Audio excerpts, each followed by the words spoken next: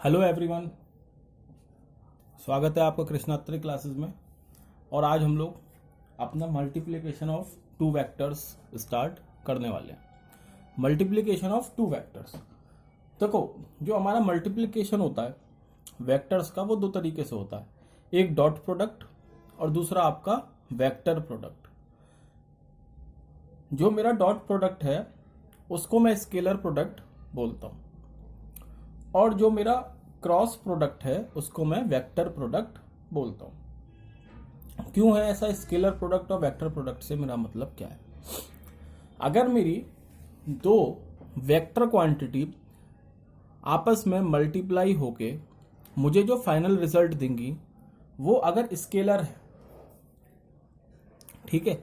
अगर मेरी दो वेक्टर क्वांटिटी जैसे फोर्स और डिस्प्लेसमेंट होता है, आपका force is a vector, displacement is a vector, and when we multiplied both of them we get work, but the work is a scalar quantity।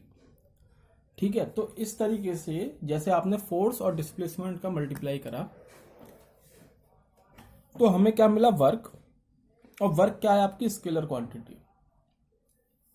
तो जब दो वेक्टर क्वांटिटी मल्टीप्लाई होने के बाद मुझे स्केलर क्वांटिटी देती है तो वो मेरा स्केलर प्रोडक्ट होता है। स्केलर प्रोडक्ट या डॉट प्रोडक्ट, ठीक है। और दूसरी तरफ जो हमारा वेक्टर प्रोडक्ट है, वेक्टर प्रोडक्ट होता है जब मैं दो वेक्टर क्वांटिटी का मल्टीप्लाई करूं और मुझे जो क्वांटिटी मिलेगी, जो क्वांटिटी मिल रही है नई मल्टीप्लाई के बाद, वो भी मेरी क्या है? वेक्टर ही है। तो वो आपका वेक्टर प्रोडक्ट कहलाता है या क्रॉस प्रोडक्ट कहलाता है। स्केलर प्रोडक्ट को ही मैं डॉट प्रोडक्ट बोलता हूं, वेक्टर प्रोडक्ट को ही मैं क्रॉस प्रोडक्ट बोलता हूं। ठीक, तो समझ में आ गया होगा। अगर दो वेक्टर क्वांटिटी मल्टीप्लाई होके मुझे स्केलर क्वांटिटी देती है तो वो प्रोडक्ट मेरा स्केलर या डॉट प्रोडक्ट होता है। और अगर दो क्वांटिटी मल्टीप्लाई होने के बाद मुझे वेक्टर क्वांटिटी देती हैं तो वो मेरा वेक्टर प्रोडक्ट या स्केलर प्रोडक्ट होता है। ठीक है, अब हम लोगों का जो आज का टॉपिक है, आज जो हम लोग डिस्कस करेंगे वो हम स्केलर प्रोडक्ट डिस्कस करेंगे। क्या होता है स्केलर प्रोडक्ट? और उसके बाद फिर हम लोग नेक्स्ट लेक्चर में इसके क्वेश्चंस या क्रॉस प्रोडक्ट जैसा भी बनेगा वो हम डिस्कस करेंगे।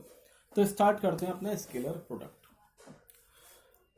तो अभी तुम लोग आगे जाके पढ़ोगे, आगे मतलब अपकमिंग लेक्चर्स में पढ़ोगे कि जो आपका ए क्रॉस बी होता है, क्रॉस प्रोडक्ट क्यों बोलते हैं? क्योंकि देखो यहां क्रॉस लगता है बीच में, तो ये होता है A B sine theta.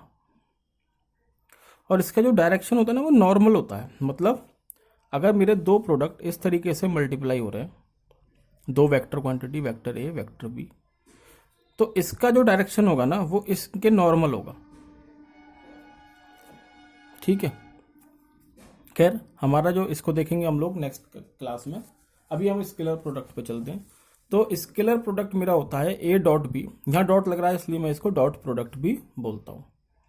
A dot B is equal to A B cos theta, ये आपका फॉर्मूला होता है डॉट प्रोडक्ट का, ए बी कॉस थीटा। अब इसकी कुछ प्रॉपर्टीज होती हैं डॉट प्रोडक्ट। क्या है? पहली है आपकी dot product is a commutative, is commutative या ओबे कम्यूटेटिव लॉ। कम्यूटेटिव लॉ क्या होता है ये मैंने पहले भी बताया था। या तो मैं ए डॉट बी कर दूं या मैं बी डॉट ए कर दूं, मुझे रिजल्ट दोनों से सेम मिलेगा। ए डॉट बी कर दूं या बी डॉट ए करूं, मुझे रिजल्ट दोनों से सेम मिलेगा। क्या कहना चाह रहा है यहां देख लेते हैं। एक मैंने वेक्टर मान लिया ए, दूसरा वेक्टर मैंने मान लिया बी, इन दोनों के बीच में एंगल मैंने मान लिया थीटा। तो ए डॉट बी क्या हो गया? ए बी कॉस थीटा, जो कि फॉर्मूला था।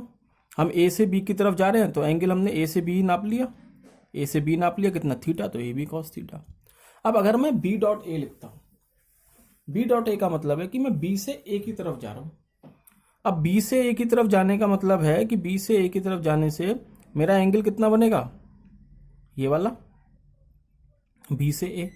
ऐसे तो जाऊंगा, एंटी क्लॉक जाऊंगा, तो एंटी क्लॉक में पहला थीटा बन रहा था, अब बी से ए जाने में कितना बन रहा है, पूरा 360 है, ये थीटा है, तो कितना बचा 360 माइनस थीटा। जैसे ही मैं यहाँ 360 माइनस थीटा पुट करूंगा तो हमें मालूम है कि cos 360 minus theta cos theta के बराबर होता है, तो ये आ गया कॉस थीटा। तो देखो दोनों रिजल्ट सेम आ गए, A B cos theta, B A cos theta. इसका मतलब मैं ए डॉट बी करूँ या बी डॉट ए करूँ, मुझे रिजल्ट दोनों से सेम मिल रहा है। इट मीन्स कि स्केलर प्रोडक्ट ओबे कम्यूटेटिव लॉ। यही हमने देखा था अभी, ये क्लियर हो गया होगा। नेक्स्ट चलते हैं। नेक्स्ट है scalar product obey distributive law. Distributive law, distributive law से क्या है कि आपका जैसे A dot bracket B plus C लिखा हुआ है, तो मैं इस ए का इन दोनों में सेपरेटली मल्टीप्लाई कर सकता हूं अगर ये ब्रैकेट में लिखे हुए हैं तो। कैसे, A dot B plus A dot C. Simple है, जैसे हम लोग प्रोडक्ट नॉर्मल प्रोडक्ट करते हैं ना, मल्टीप्लाई करते हैं, ब्रैकेट में जो चीज़ होती है उससे पूरे से मल्टीप्लाई कर देते हैं बाहर वाली का, वैसे ही A dot B A dot सी।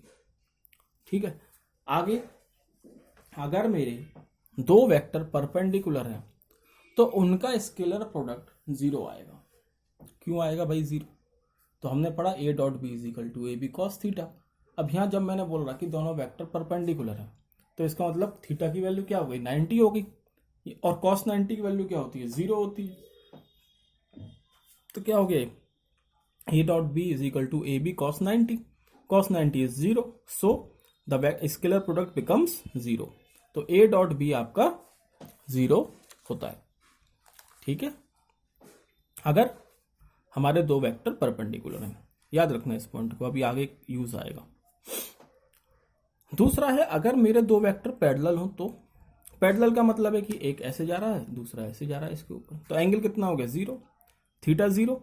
अगर आपका पैरेलल है आपके वेक्टर तो आपका प्रोडक्ट क्या हो जाएगा, उनके मैग्नीट्यूड का मल्टीप्लाई, क्योंकि कॉस जीरो पुट करो कॉस जीरो 1 होता है, तो सिंपली क्या हो गया, A dot B vector is equal to A B, उनके मैग्नीट्यूड का मल्टीप्लाई। अब ये वाला पॉइंट देखो, अगर मैं वेक्टर का उसी के साथ मल्टीप्लाई करता हूं, डॉट प्रोडक्ट की बात हो रही है, अगर मैं वेक्टर का उसी के साथ मल्टीप्लाई करता हूं तो जो रिजल्ट मुझे मिलता है वो होता है square of that vector, square of the magnitude of vector. देखो अगर किसी चीज का किसी के साथ मल्टीप्लाई करूंगा तो उसका एंगल अपने साथ तो जीरो ही होगा। इस लाइन का अपनी ही साथ कितना एंगल है, 0 डिग्री है, तो कॉस तो थीटा तो जीरो हो गया। अब इसका इसी के साथ कर रहा हूं मतलब ए डॉट ए, यानी कि मैग्नीट्यूड भी ए डॉट ए हो जाएगा, कॉस जीरो 1 होता है, तो ये कितना हो गया, ए स्क्वायर। अगर डॉट प्रोडक्ट मैं दो वेक्टर क्वांटिटी का डॉट प्रोडक्ट करता हूं, उसी के साथ करता हूं, मतलब किसी वेक्टर क्वांटिटी का डॉट प्रोडक्ट में उसी के साथ करता हूं, तो रिजल्ट मिलता है मुझे स्क्वायर ऑफ इट्स मैग्नीट्यूड। ठीक है, उसके मैग्नीट्यूड का स्क्वायर। ये क्लियर हो गए, पांचों पॉइंट क्लियर हो गए होंगे। अब हम चलते हैं छठे पॉइंट पे, जो कि बहुत इंपॉर्टेंट है। देखो, scalar product of unit orthogonal vectors. अगर मैं ऑर्थोगोनल वेक्टर्स का मल्टीप्लाई करूं, जो हमने लास्ट लेक्चर में डिस्कस करा था कि एक्स एक्सिस की तरफ ऑर्थोगोनल वेक्टर आई कैप होता है, वाई की तरफ जे कैप होता है और जेड की तरफ के कैप होता है, और ये सब आपस में क्या होते हैं, 90 डिग्री पे होते हैं, परपेंडिकुलर होते हैं एक दूसरे के। ठीक है, तो एक दूसरे के परपेंडिकुलर है। तो अब अगर मैं इनका स्केलर प्रोडक्ट करता हूं, मान लो आई डॉट जे करता हूं, मैं एक करके दिखा देता हूं, यहां कर लेते हैं। अगर मान लो मैं आई डॉट जे करता हूं, इसका मतलब आई डॉट जे और कॉस थीटा, और थीटा कितना होगा, आई और जे के बीच में एंगल कितना है, सब परपेंडिकुलर है ना आपस में, तो आई और जे के बीच में एंगल कितना होगा, 90 डिग्री, कॉस 90। इसका मतलब आई डॉट जे का मल्टीप्लाई कितना हो गया, जीरो। कितना हो गया, जीरो। मतलब आई कैप और जे कैप का मैं जब भी मल्टीप्लाई करूंगा मुझे जीरो मिलेगा। सिमिलरली अगर मैं जे डॉट के का करूंगा तो जीरो मिलेगा, के डॉट आई करूंगा तो भी जीरो मिलेगा। इसलिए मैंने बोला था ये पॉइंट इंपॉर्टेंट है, क्योंकि दो वेक्टर जब आपस में परपेंडिकुलर होते हैं तो उनका स्केलर प्रोडक्ट जीरो आता है। वही चीज़ हम यूज़ कर रहे हैं, परपेंडिकुलर है तभी तो जीरो हो रहा है। ठीक है, समझ में आ गया होगा। अब अगर मैं, ये तो मैंने कर दिया दूसरे के साथ, मतलब आई का जे के संग, जे का के संग, के का आई के संग। अब अगर मैं आई का आई के साथ ही मल्टीप्लाई करता हूँ, आई का आई के संग करूंगा तो क्या हो, ये भी देख लेते हैं। I cap dot I cap is equal to I dot I. अब किसी चीज का उसी के साथ एंगल कितना होता है, 0, तो कॉस 0 हो गया 1 और ये हो गया आई स्क्वायर। अब आई स्क्वायर का मतलब क्या है, मैग्नीट्यूड, और आई का मैग्नीट्यूड यूनिट वेक्टर ही तो है, ये ऑर्थोगोनल यूनिट वेक्टर है। तो ऑर्थोगोनल तो 90 डिग्री के लिए हो गया। अब यूनिट क्या है, यूनिट मतलब मैग्नीट्यूड 1 है, ये मैं पहले बता चुका हूँ। तो आई डॉट आई का जब भी मल्टीप्लाई करूंगा आपस में तो क्या क्या आंसर मिलेगा, 1। इसका मतलब आई डॉट आई करूँ, जे डॉट जे करूँ या के डॉट के करूँ, आपको आंसर मिलेगा 1। और इसलिए बोला था ये इंपॉर्टेंट है क्योंकि हम इसी का यूज़ कर रहे हैं, वेक्टर का उसी के संग तो मल्टीप्लाई कर रहा हूँ, आई का आई के संग, जे का जे के संग, के का के संग। तो वो कितने के बराबर आ रहा है, स्क्वायर ऑफ देयर मैग्नीट्यूड, और मैग्नीट्यूड कितना है, 1 है, इसलिए 1 आ रहा है आंसर। ठीक है, तो ये इंपॉर्टेंट है बहुत प्रॉपर्टी लास्ट वाली। अब देखते हैं हम इसमें एक पॉइंट और देख लेते हैं, हालांकि इसको रटने की जरूरत नहीं है, इसको रटने मत बैठ जाना, बस समझ लो कैसे करते हैं। अगर मेरे पास दो वेक्टर दे रखे हैं, कौन कौन से, vector A X I cap plus A Y J plus A Z K, और दूसरा B X I plus B Y J plus B Z K. अगर मुझे इन दोनों के बीच में एंगल निकालना है तो मैं कैसे निकालूंगा, ये देखना है बस। तो क्या होता है, A dot B is equal to magnitude of A dot magnitude of B cos theta. इस मैग्नीट्यूड को मैं ऐसे भी लिख देता हूँ, ए बी कॉस थीटा, तो इसको मैं कोई फर्क नहीं है, चाहे तो ऐसे लिख लो मैग्नीट्यूड या ऐसे लिख लो। तो ये है आपका ए डॉट बी का फॉर्मूला। अब अगर मुझे यहाँ से कॉस थीटा निकालना है तो कैसे निकालूंगा, A dot B divide by A B. ठीक है, मतलब ए डॉट बी निकाल लूँ और ए बी निकाल लूँ तो मेरे पास कॉस थीटा आ जाएगा। तो वही करा है, ए डॉट बी करूँगा तो ए X I A Y J plus A Z K, और बी एक्स आई B Y J plus B Z के, वैल्यू पुट कर दी, बीच में मल्टीप्लाई लगा दी। अब देखो जो अभी मैंने तुम्हें पीछे बताया, क्या बताया था, वेक्टर का वेक्टर के संग करूंगा तो 1 मिलता है, किसी और के संग करूंगा तो 0 मिलेगा, ये बताया अभी पीछे। अब वो चाहे आई का आई के संग हो या जे का जे के संग हो या के का के संग हो तो 1 मिलेगा। आई का जे के संग, जे का आई के संग, के का आई के संग, आई का के संग, के का जे के संग, सब 0 होगा। तो अब जब मैं इसका मल्टीप्लाई करूंगा, मानो ए एक्स है तो ए एक्स आई इंटू बी एक्स आई। अब आई डॉट आई तो 1 हो गए, तो क्या बचा, ए एक्स बी एक्स लिख दिया। अब ए एक्स आई का अगर मैं बी वाई जे के संग करूंगा तो आई और जे तो 0 होंगे, 0 हो गया, लिखा ही नहीं कहीं। सिमिलरली ए एक्स आई को बी जेड के संग करूंगा तो आई और के कितने हो गए, 0, तो 0 नहीं लिखा, तो ये खत्म हो गए। अब ए वाई का करो, ए वाई का जे आई के संग करूंगा तो 0 होगा, आई और जे का 0 होता है। ए वाई का बी वाई के संग करूंगा तो जे तो 1 हो जाएगा, तो ए वाई बी वाई बच गया। सिमिलरली ए जेड के का करूंगा, तो मेरे पास क्या मिल जाएगा, सिर्फ ए जेड बी जेड। तो आप डॉट प्रोडक्ट को ऐसे भी रख सकते हो याद, कि सिर्फ आई का आई के संग कर दो, वाई का वाई के, जे का जे के संग और के का के संग, आंसर मिल जाएगा। जैसे ये आ रहा है A X B x, A Y B Y, A Z B Z, खत्म, बाकी सब 0 आएंगे।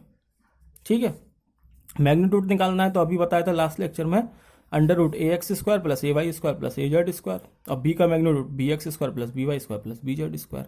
अब इसमें वैल्यू पुट कर दो, ए डॉट बी की वैल्यू आई है A X B X plus A Y B Y plus A Z B Z, ये रही, और मैग्नीट्यूड की ए की जगह ये वाली वैल्यू पुट कर दो, बी की जगह ये कर दो, कॉस थीटा आ गया।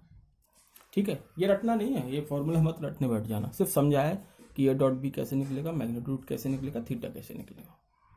ठीक है, अब आगे चलते हैं और एक कुछ बहुत ही सिंपल से 2 क्वेश्चंस देख लेते हैं, जिससे कि बात क्लियर हो जाए कि हमने अभी तक बताया क्या। क्वेश्चन मैंने पूरे नहीं लिखे, सिर्फ यहाँ फोर्स की वैल्यू गिवन है आपको क्वेश्चन में, और वेलोसिटी की वैल्यू गिवन है।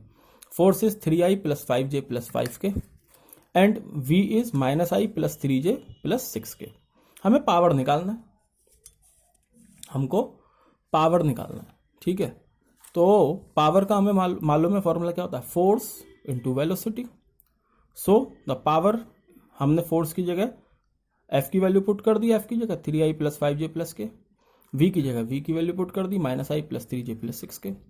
इन दोनों को आपस में मल्टीप्लाई करोगे तो देखो i का i के संग तो कितना बच जाएगा, -3, j का j के संग 15, और के का के संग, तो यहाँ कुछ नहीं लिखा मतलब 1 है, तो 6 इंटू 1 6 हो गया, ऐड करोगे 18 यूनिट आ गया, simple answer.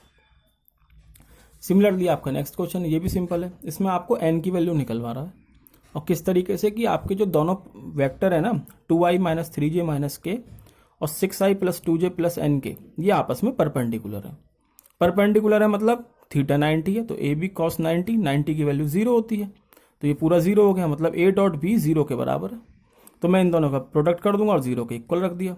2i minus 3j minus के 6i plus 2j plus N के, और मल्टी आई का आई के संग, मतलब 2 into 6 12 minus 3 into 2 minus 6 minus 1 into N minus N, 12 में से 6 गए 6 minus N is equal to 0, N is equal to 6 आ गया। तो आशा करते हैं कि आपको यहाँ पे डॉट प्रोडक्ट क्लियर हो गया होगा। अगर नहीं क्लियर है तो आप एक बार और ये वीडियो देखना, क्लियर हो जाएगा। सिंपल चीज़ है, कोई टफ नहीं है, पर इंपॉर्टेंट है। नेक्स्ट है आपका प्रोजेक्शन। आप किसी वेक्टर का प्रोजेक्शन कैसे निकालोगे किसी लाइन पर। अब देखो प्रोजेक्शन क्या होता है, जैसे ये आपको पेन दिख रहा है, इसकी परछाई दिख रही होगी पेपर में, तो ये क्या है, इसका प्रोजेक्शन है। या जैसे मेरा हाथ, इसका दिख रहा है शेडो दिख रही है, प्रोजेक्शन है। और ये प्रोजेक्शन क्यों दिख रहा है, क्योंकि पीछे से लाइट आ रही है, लाइट की वजह से यहाँ एक शेडो बन रही है। मतलब अगर मैं किसी चीज़ पर टॉर्च मारूं और जो उसकी इमेज बनेगी वो क्या है, वो उसका प्रोजेक्शन है। अब मेरा कोई वेक्टर है इस तरीके से, मान लो एंगल थीटा पे, जैसे ये है, तो मुझे इसका प्रोजेक्शन इस लाइन पर निकालना है, जो लाइन मैंने मान ली L, और रिप्रेजेंट मैं कर रहा हूँ A1 B1 से, ठीक है।